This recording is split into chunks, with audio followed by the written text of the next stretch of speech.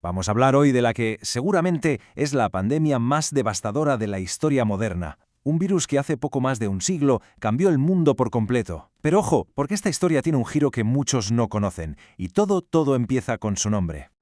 Esa es la gran pregunta, ¿verdad? Durante décadas, el nombre ha puesto el foco en un solo país, pero, a ver, ¿fue justo? La historia real, como casi siempre, es mucho más compleja y, sinceramente, mucho más interesante. Y aquí va la primera bomba, el primer gran giro de guión. A pesar de cómo la conoce todo el mundo, la pandemia de 1918 no empezó en España. Para nada. Entonces, la pregunta es obvia. ¿Cómo es posible que un país entero acabase llevando la culpa, por así decirlo, de una catástrofe mundial? Vale, vamos a meternos de lleno en este lío. Para entender por qué se le puso ese nombre, tenemos que hacer un viaje en el tiempo. Y no a un tiempo cualquiera, sino a un mundo en plena Primera Guerra Mundial. Un mundo, claro, donde la información era un arma. Esto que vemos aquí lo explica a la perfección. Por un lado, los países que estaban en guerra censuraban cualquier noticia sobre el virus. Lógico, querían mantener la moral de las tropas y de la población. Pero por otro lado estaba España, que era neutral, y su prensa pues informaba con total libertad. ¿Qué pasó? Pues que el resto del mundo solo leía noticias sobre la gripe que venían de España, y claro, acabaron asociando la enfermedad con el único país que hablaba abiertamente de ella. Es increíble, ¿verdad? Un nombre que nació, irónicamente, por el silencio de todos los demás. Entonces, si no fue en España, la pregunta es ¿dónde? Y aquí es donde la cosa se pone interesante, porque esto se convierte en una especie de investigación a los Sherlock Holmes que ha durado, ojo, más de un siglo. Científicos, historiadores, todos buscando pistas por el mundo para dar con el origen real. Y durante mucho tiempo hubo varias teorías sobre la mesa, que si había empezado en Francia en el 16, que si en China en el 17, pero hoy la teoría que tiene más peso, la más aceptada, nos lleva a un sitio totalmente distinto: Estados Unidos.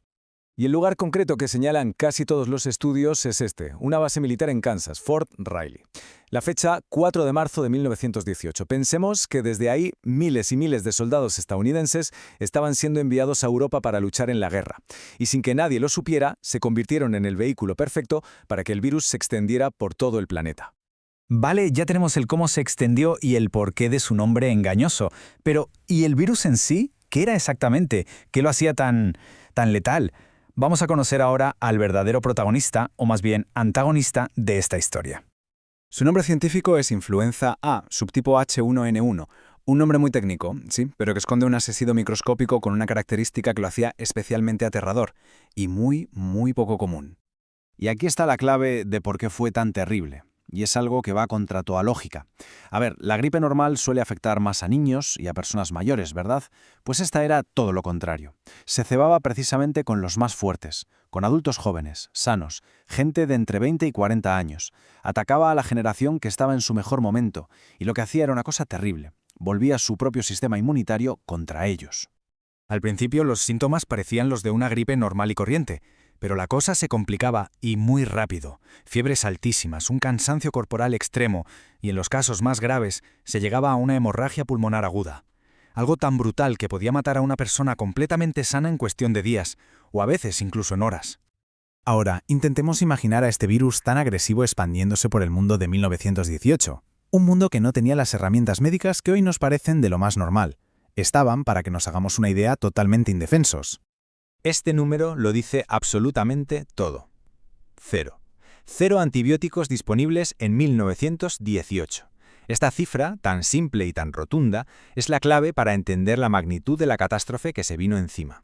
Y esto es importantísimo para entenderlo bien. En muchos casos, el virus de la gripe no era el que mataba directamente. Lo que hacía era debilitar el cuerpo de tal manera que dejaba la puerta abierta de par en par a neumonías bacterianas. Infecciones que hoy, con antibióticos, se curan sin problema, pero que en 1918 eran básicamente una sentencia de muerte. Claro, la gente intentaba protegerse como podía. De hecho, se hicieron muy populares las mascarillas de tela y gasa. Seguramente todo el mundo tiene esa imagen en la cabeza, es uno de los iconos de la pandemia. Pero la triste realidad, viéndolo con lo que sabemos hoy, es que, eran del todo inútiles para frenar a un virus tan pequeño. Y con todo esto llegamos a la parte final de la historia. Vamos a ver cómo terminó todo esto de una forma bastante misteriosa y qué legado nos ha dejado. La cifra es que es una cifra que cuesta hasta procesar. Hablamos de más de 40 millones de personas fallecidas. Y ojo, porque algunos cálculos dicen que pudieron ser 50 millones o incluso 100. Fue una de las mayores catástrofes demográficas de la historia, matando a muchísima más gente que la propia Primera Guerra Mundial. Y de repente se fue. Así, sin más. En el verano de 1920, después de varias olas mortales que arrasaron el planeta, el virus desapareció. Se esfumó con el mismo misterio con el que llegó. Y lo que dejó fue un mundo de luto y, eso sí, una lección importantísima para la ciencia. Y claro, todo esto nos lleva, inevitablemente, a pensar en el presente. La historia de 1918 no es solo un capítulo en un libro de historia, es una advertencia muy seria. Nos obliga a plantearnos la pregunta final. Con todo lo que hemos avanzado en tecnología y en medicina, ¿estamos de verdad mejor preparados para el próximo gran desafío? Es una pregunta que más de un siglo después sigue resonando con una fuerza tremenda.